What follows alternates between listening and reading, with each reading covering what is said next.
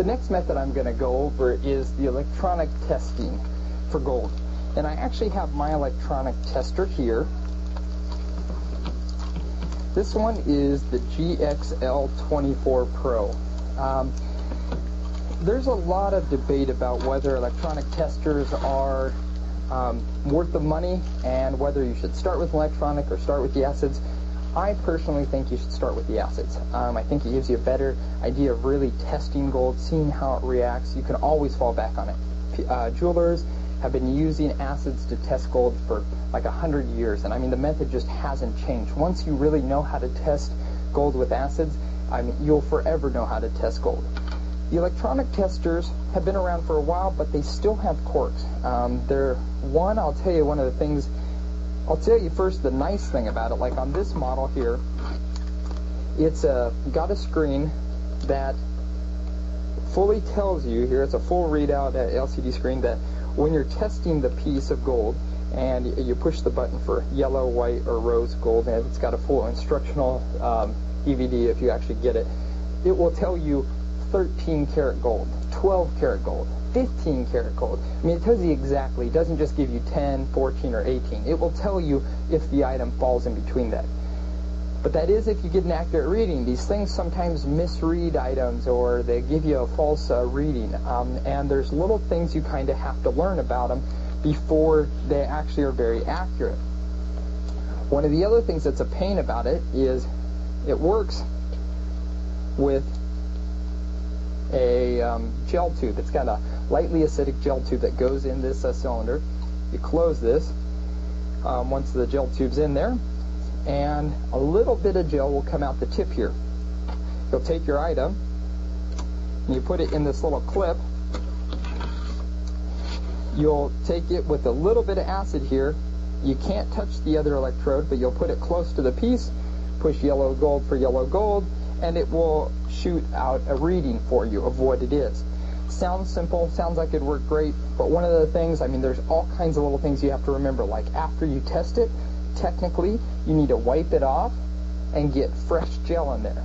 I don't know exactly how it works, but if you continue holding this item in the same thing, push yellow gold test.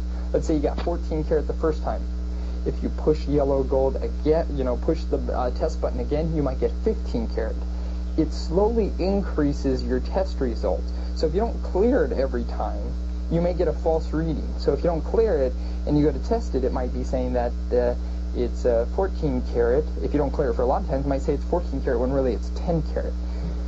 So that's one of the things you have to deal with. The gel tube runs out. Not only does it run out, but you actually only have 6 months to use it. You need to keep it in a refrigerator. There are a lot of little things you kind of have to learn with these electronic testers, not to mention they're $400 and some.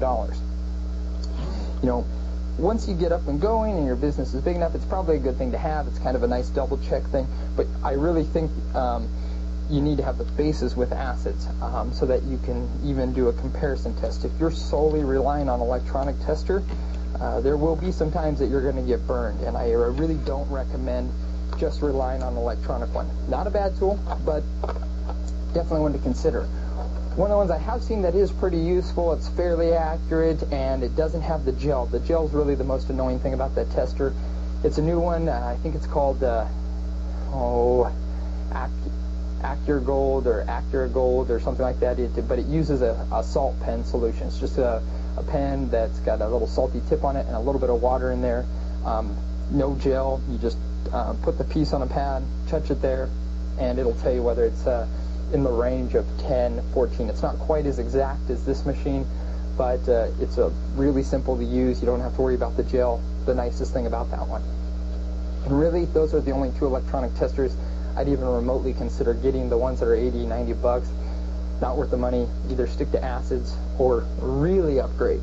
And as your business gets bigger, you're going to want to consider something like the XRF. And what an XRF is, and I go watch the video that I show you on the resources video, walk you through it because I actually take you to their website and it gives you a demonstration of the device. But it is a handheld gun that shoots X-ray beams into the piece that you're wanting to test and tells you exactly within 1/4% what the percentage of gold that's in here. So it would tell you like 57.4 5-6% gold.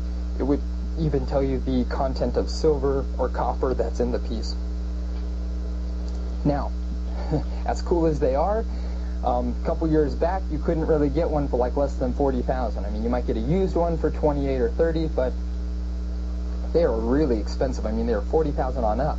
But this is the same technology and equipment that refiners use after they melt your gold to determine, what the purity of your piece is. I mean, they can stick it in a large XRF machine. Every single refiner has an XRF machine to, test pieces that they're, kind of unsure on. Because, like, I'll take an item to the refiner and ask them on, if I have something that I just can't figure out exactly what it is, or I want to double check it, and they can put it in the machine. They're now becoming more affordable. They have a new one, and that's the one I show you in that video clip. It's called the Knighton Precious Metal XRF Analyzer, but it's specifically designed for precious metals. It's got a color screen on it, it's got a battery pack, it's portable, and they're now $18,500.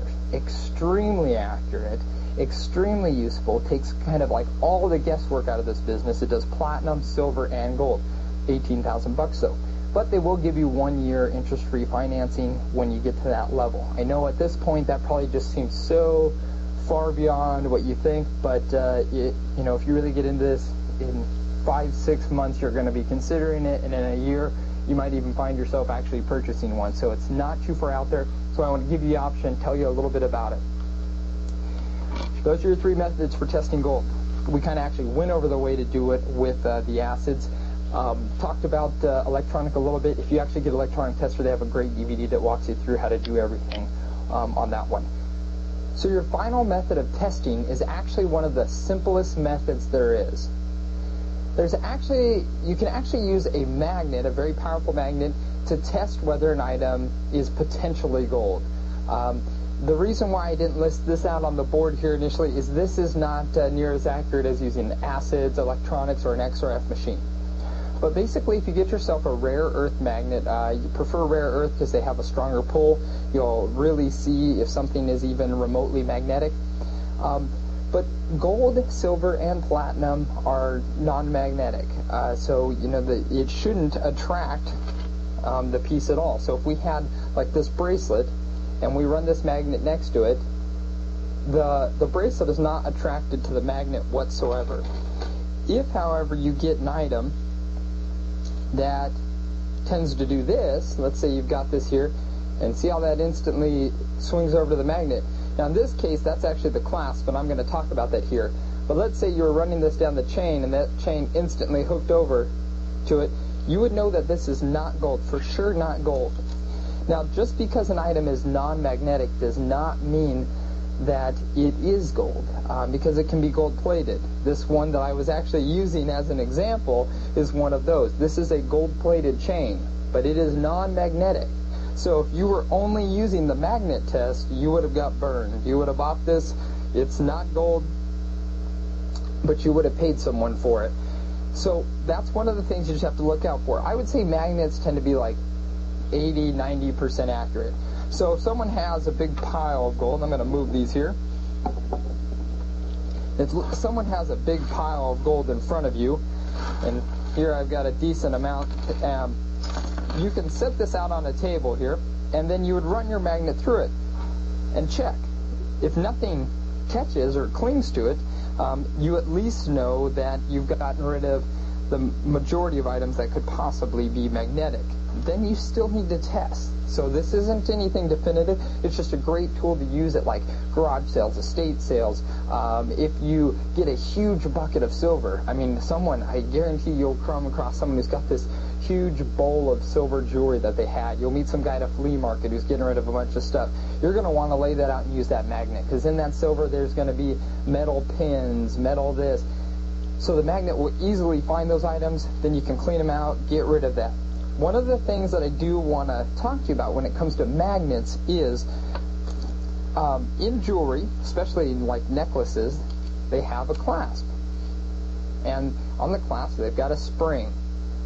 Inside this little mechanism, this is a much bigger one, there is actually a steel spring that allows the clasp to keep its tension. Gold doesn't keep its tension that well.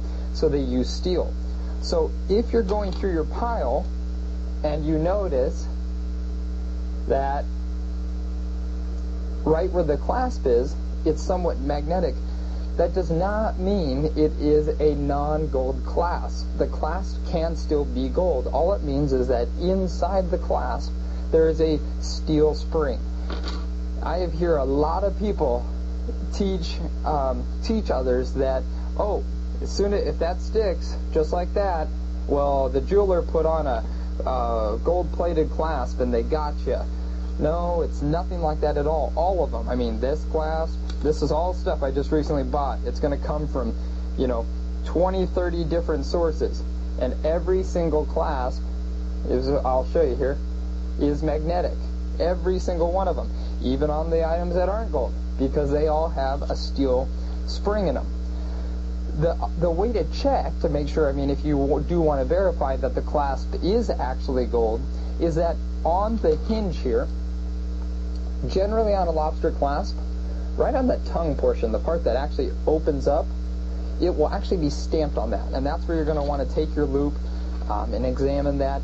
And if it's 14 karat gold, it'll be stamped usually 585 or 14K. 10 karat gold, it'll usually be stamped 10K.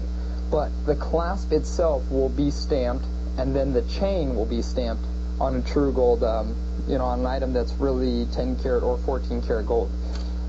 So that makes it a lot easier. Browse through there, get a magnet, rare earth magnet. They're very useful, they're very cheap, and they'll help you clean out a lot of the stuff. But it's one of the reasons why I didn't list it up here, because it's not a sole method. It's just something that used to clean up things or used at a garage sale, one of those things. But still, nonetheless, a very useful tool, especially if you don't have a lot of time to test everything.